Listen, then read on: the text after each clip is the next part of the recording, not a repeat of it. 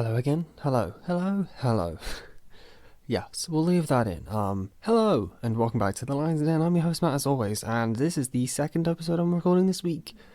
Again, because I have a weird thing for not being able to plan ahead, as I've said multiple times, and the episode I decided to plan had two things in it, and I recorded an episode that had the first thing in it and managed to fill out the time.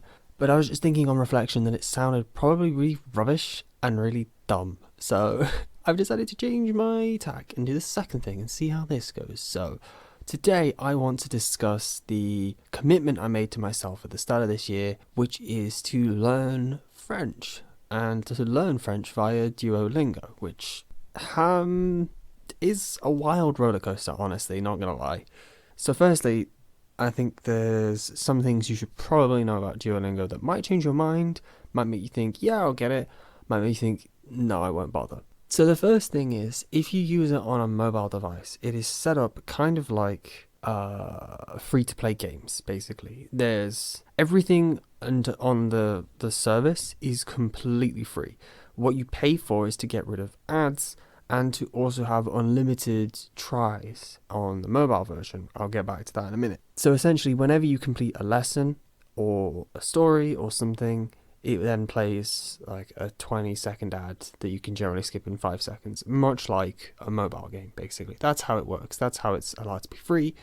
There's also a heart system where if you make mistakes, you have a maximum of 5 hearts, so you can make 5 mistakes before it says, no, you can't do anything more. That's just, standard energy tactics in any mobile game, which is fine because generally I find by the time I've burned through those hearts, essentially I've maybe done 15 minutes of lessons, which is probably about enough that I want to do for the day. The converse to that though is if you use the web version, so just in a browser, there's no heart system, weirdly. So you can just go for as long as you want, you can do as much as you want, and you can make as many mistakes as you want. And there are ads, but again, it's not that bad, to be honest, considering you get unlimited tries and such. So that may or may swing you one way or the other. Honestly, if you only exclusively use it on your phone and the whole system of ads and the unlimited amount that you can do bugs you and you're happy to pay for it, then yeah, I think that's fine. Otherwise, I just kind of flick back and forth between my phone and the computer depending on whether I want to do more or whether I want to have unlimited tries. Just depends how I feel at that point in time, Obviously, if I'm out and about and I don't have my computer, it's convenient to do it on your phone. That's the whole point of it. It's convenient. And the reminders to do a lesson every day is really nice. I've been fairly consistent as well. I think I'm on like a 280 odd day streak right now, which is really, really impressive to me. I didn't think I'd be able to keep it going this long. I've had days where I've skipped it and used streak freezers to keep everything going, because that's a thing that the service offers, which I'm thankful for. But I'd say out of the 280 odd days, maybe 10 of them I skipped. So I think that's a pretty good record. And my promise to myself was just that I was going to do it every day for at least 5 minutes, which I've been fairly consistent at doing. Those days that I've skipped it has just been because I haven't had a spare 5 minutes to sit down and do it. I've just been like, go, doing stuff, so I forgive myself for that. I think I've really quite enjoyed it, and I've enjoyed being able to see myself progress. So my sort of philosophy with it is that in every lesson, obviously you need to get it to at least level 1 before it allows you to progress into the next one, so that's what I do, and occasionally I go back and max out the earlier levels, which seems to have worked quite well because now that I've gotten like a fair chunk through it, going back to the earlier stages is super easy for me, so I really can just blast through it and be like, yeah, I understand this perfectly, I can translate it fine, just move on and just speed through. And that's nice because it allows me to get experience, which comes on to the competitive side of Duolingo, which is that there are some dedicated people to getting as many points as possible. So the game side of it is that you earn experience points for doing lessons and stories and doing little challenges and stuff, and there's a leaderboard between just you and a bunch of random people that use the service. And the idea is that depending on how many points you have and what rank you are, you either move up leagues or down leagues, and there's progression up higher and higher until you get to the top league, which is Diamond League. I'm currently in Diamond League because the stupid thing is it's really easy to keep in Diamond League.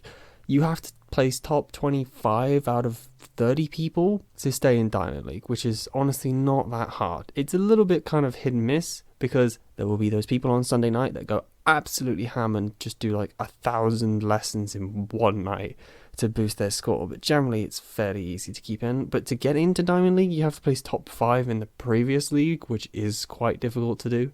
So it's crazy to see what some people do. Some people really do just have wild graphs, so you can see how much XP each person is earning on each day. I'm fairly consistent. I have those days where I go through the roof because I'm trying to keep in the league, which is a good motivator, to be fair. But you have some people that, like, Monday, they'll have 12,000 experience, and then it'll be like 10 for the rest of the week, and then a Saturday might be another 12,000, and that's more than enough to keep them in the top spots. It's absolutely insane. But it is a strong motivator because you don't want to fall out once you're in, because it is so easy to stay in. So I'd say good on you, Duo. You made something actually competitive, and you've actually gamified it in some way.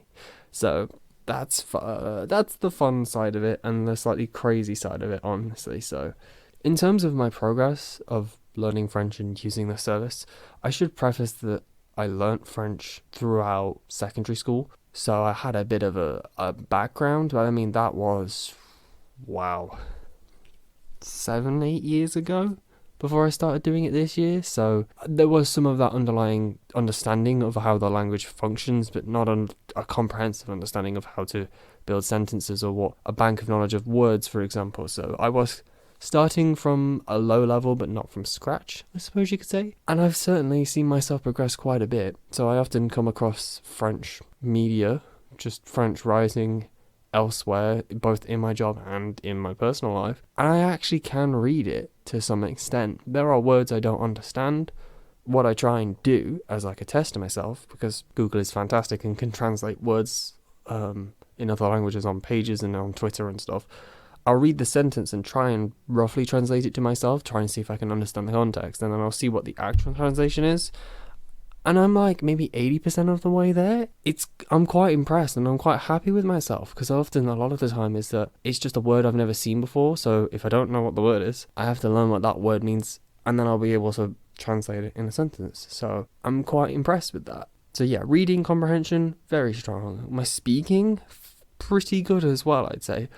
If you gave me a random French sentence and said speak it, provided I knew half of the words in it and knew roughly how to pronounce letters in the French language, I'd probably get pretty close. There'd be some words that I'd say very wrong and would need correcting. But I mean, there's a French restaurant in my town, and oftentimes I'll read the dishes in French because that's just what my brain does.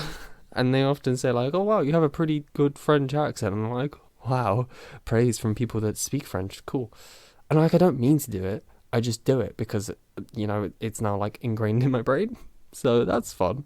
I think my slight gripe though is that the exercises can be a little bit hit and miss. So the bog standard sort of normal exercise that it will do is it will have a written piece of text to translate, and it will speak it as well as it being written.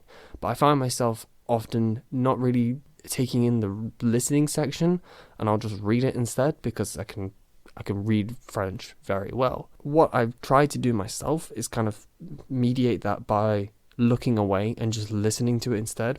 Because the problem is there are listening exercises, but the listening exercises only ask you to then write what you heard rather than translate it, which I think is wrong. I think it should both have exercises that ask you to write down what you think you've heard, and exercises where you listen and then translate it just straight out. So it could say something like, the text is like, où sont mes clés, for example, and you just then input, where are my keys, rather than it asking you to write down où sont mes clés, for example. That's probably really bad sounding French. But yeah, that would be my only gripe. And the speaking can be a bit dodgy, is the only way I could say it. Sometimes very short sentences, it cannot pick up. Like I'll be saying, it'll be like a 2-word phrase, and it won't pick up the first word for some reason, despite me saying it perfectly fine. Long form sentences, provided you say them with a decent level of fluency, it seems to just absolutely love. But otherwise, yeah, it's a bit hit and miss. So That would have been my only kind of gripe, but I think I just need to kind of mediate myself a little bit and push myself harder, especially in the listening section. The one thing I really don't have the ability currently is an understanding of how to construct the language. It doesn't really teach you how grammar works or how to build sentences. It will often just say, here's a sentence we've shown you before, now write it, which isn't ideal. I think maybe I'll perhaps learn maybe a little bit, or I'll just learn enough that I can say, I've seen how it's built previously, this is how I'm going to guess it's built in future. I don't know, we'll see. I could also start looking into taking proper French courses where they might start teaching me those kind of things. I'll be like, hi, I want to learn French. Oh, what's your background? Duolingo, and they just cry. Because I imagine Duolingo is not wildly viewed highly by proper teachers, but I think it's a very solid foundation. I mean, it's getting me up to the point where I can read French written by real people on the internet. I'd say that's a pretty good achievement. So I would say, if you're interested, definitely do it. I mean, it's free, right? It can't hurt. But set yourself a goal. So my goals were about a minimum 5 minutes a day. So just do a lesson, basically, because a lesson takes maybe 2-3 minutes. So maybe do a couple lessons at minimum a day, and to also keep my streak, because I want to be one of those people that can be like, oh, look, I've got a really high streak number. But also I think it tells me you've been doing this a long while now.